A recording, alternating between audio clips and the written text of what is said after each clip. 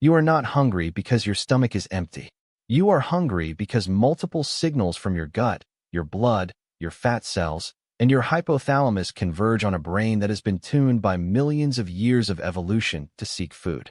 And sometimes that system goes terribly wrong. Motivation refers to the need or desire that energizes and directs behavior toward a goal. Eating behavior is one of the most studied examples of motivated behavior because it illustrates perfectly how biological drives, psychological states, and social contexts interact to produce complex patterns of behavior. Drive reduction theory proposes that biological needs create drives, states of arousal that motivate behavior to satisfy the need and restore homeostasis. Hunger is the drive created by the biological need for nutrients. But eating is far more complex than simple drive reduction. The hypothalamus is the primary brain region regulating hunger. The lateral hypothalamus stimulates eating when activated. Lesioning it produces animals that starve even with food available. The ventromedial hypothalamus promotes satiety. Lesioning it produces overeating and obesity. These regions integrate multiple signals. Glucose levels in the blood are monitored continuously by the hypothalamus. When blood glucose drops, hunger increases. Insulin, released by the pancreas, allows cells to use glucose and also signals fullness to the brain. The complex interplay of blood sugar and insulin contributes to appetite regulation. Ghrelin is a hormone secreted by the stomach that stimulates appetite. Levels rise sharply before meals and fall after eating. Leptin, produced by fat cells, signals satiety to the hypothalamus. High leptin levels suppress appetite and increase metabolism. People with obesity often have leptin resistance despite high levels. Set point theory proposes that the body maintains a genetically influenced weight range through adjustments in metabolism and appetite. When weight drops below the set point, metabolism slows and appetite increases. This homeostatic regulation explains why sustained weight loss is so difficult to maintain.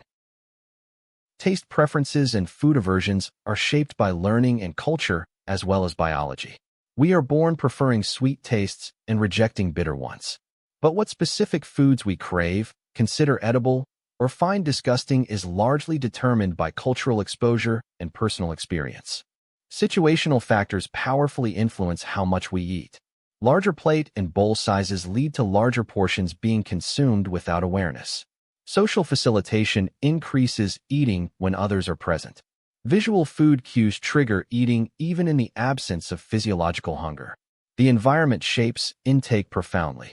Restrained eaters, people who chronically restrict their food intake, are paradoxically vulnerable to overeating when restriction fails. The abstinence violation effect leads dieters who eat a forbidden food to abandon restraint entirely. Cognitive restriction of intake can undermine the normal biological signals of fullness. Anorexia nervosa involves an extreme restriction of food intake due to an intense fear of weight gain and a distorted body image.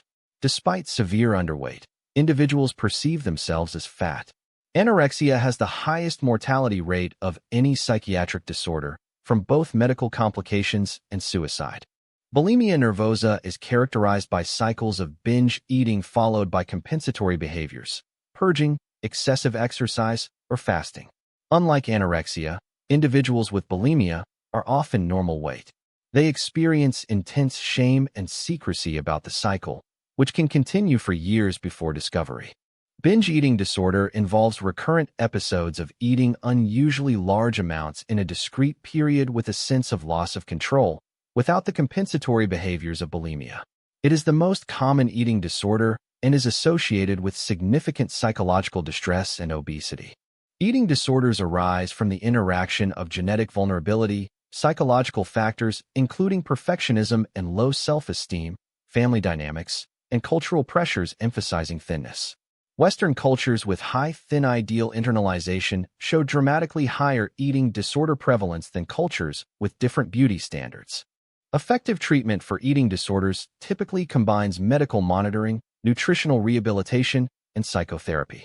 Cognitive behavioral therapy targeting distorted body image and food beliefs is well supported for bulimia and binge eating disorder.